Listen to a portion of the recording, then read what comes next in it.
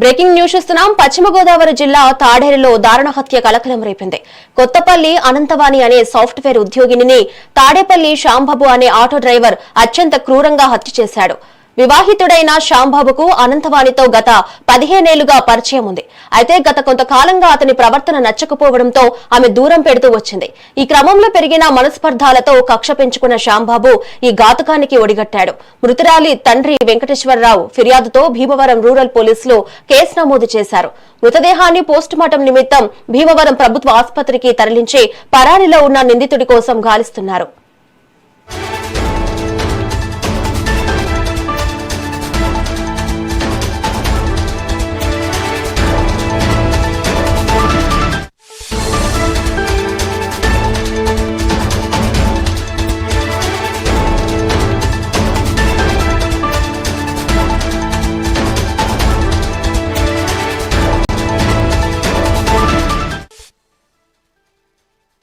Breaking news చూస్తున్నాం. పశ్చిమ గోదావరి జిల్లా తాడేరులో దారుణ హత్య కలకలం రేపింది.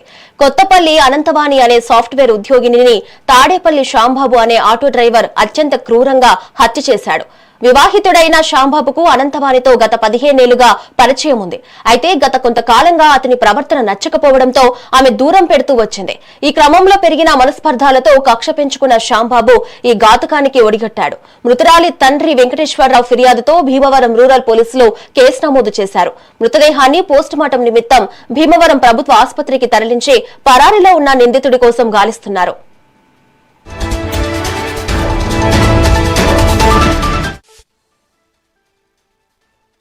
భీమవరం రూరల్ మండలం తాడేరు గ్రామంలో ఈరోజు తెల్లవారుజామున కొత్తపల్లి అనంతవాణి అనే మహిళ మర్డర్ గురైనట్టు సమాచారం అందింది.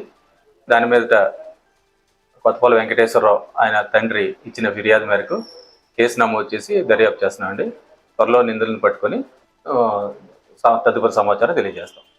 భీమవరం రూరల్ మండలం తాడేరు గ్రామంలో ఈరోజు తెల్లవారుజామున కొత్తపల్లి అనంతవాణి అనే మహిళ మర్డర్ గురైనట్టు సమాచారం అందింది.